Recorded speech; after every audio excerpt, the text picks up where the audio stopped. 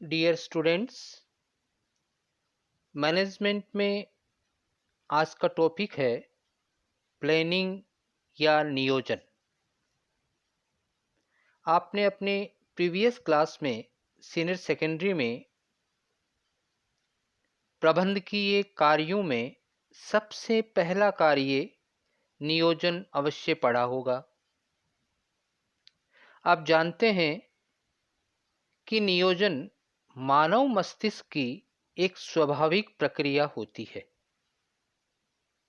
प्रत्येक बुद्धिमान व्यक्ति कोई भी कार्य करने से पहले जाने अनजाने में उसकी रूपरेखा अवश्य तैयार करता है। और यदि बिजनेस फील्ड की बात करें, व्यावसायिक क्षेत्र की बात करें, तो व्यावसायिक क्षेत्र में नियोजन प्रबंध का एक बेसिक और प्राइमरी फंक्शन माना गया है। नियोजन को सभी मैनेजमेंट थिंकर्स ने मैनेजरियल प्रोसेस का प्रबंधकीय प्रक्रिया का सर्वप्रथम कार्य बताया है। प्रबंधकीय प्रक्रिया नियोजन से ही प्रारंभ होती है और नियोजन पर ही समाप्त होती है। नियोजन प्रबंध के अन्य सभी कार्यों, चाहे वो संगठन है, समन्वय है, अभिप्रेरण है, नियंत्रण है, अर्थात सभी पर प्रबंधकीय कार्यों की आधारशिला होती है। क्यों? क्योंकि सभी प्रबंधकीय कार्य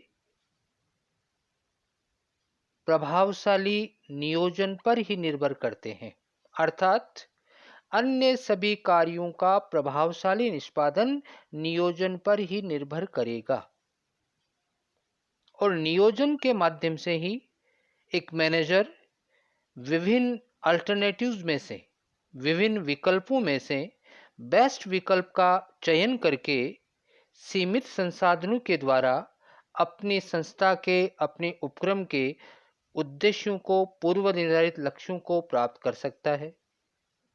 इस प्रकार नियोजन को प्रबंध का आधारभूत यानी बेसिक, प्राइमरी यानी कि प्राथमिक और एक बौद्धिक कार्य माना गया है। यदि हम नियोजन का अर्थ बताना चाहें सामान्य शब्दों में, तो सामान्य अर्थ में, सामान्य शब्दों में नियोजन इस बात का पूर्व निर्णय है कि भविष्य में क्या करना है, कैसे करना है, कब करना है, किसे करना है तथा किन साधनों का प्रयोग करते हुए करना है। अर्थात भविष्य की घटनाओं को भाग्य के भरोसे नहीं छोड़ेंगे। भविष्य की घटनाओं को भाग्य के भरोसे छोड़ देने के बजाय उद्देश्यों की प्राप्ति के लिए, लक्ष्यों की प्राप्ति के लिए फोरकास्टिंग करके, पूर्वानुमान द्वारा एक निश्चित रूपरेखा तैयार करना ही नियोजन कहलाता है। नियोजन को अलग अलग प्रबंध शास्त्रियों ने अपने अपने मतानुसार अलग अलग तरह से परिभाषित किया है। हम दो परिभाषाओं का अध्ययन करेंगे। पहली परिभाषा हमारी है हेंस एवं मेसी के अनुसार। हेंस एवं मेसी ये कहते हैं कि नियोजन प्रबंधक का वह कार्य है जिसके अंतर्गत प्रबंधक पहले से ही यह डिसीजन कर लेता है, पहले से यह निर्णय करता है या कर लेता है कि वह क्या करने जा रहा है, अर्थात वह क्या करेगा। हेंस एवं मेसी ये कहते हैं कि नियोजन एक विशेष प्रकार का निर्णयन प्रक्रिया है और इसका मूल, इसकी रूट्स भविष्य में निहित होती है। हेंस एंड मेसी के according, planning is that function of a manager in which he decides in advance what he will be do. It is a decision making process of a special kind. Its essence is futurity. दूसरी परिभाषा हम लेते हैं थियो हेमन की। थियो हेमन ये कहते हैं कि क्या किया जाना है का अग्रिम निर्धारण ही नियोजन कहलाता है। According to Theo Heyman, planning is determination in advance what is to be done. तो थियो हेमन एवं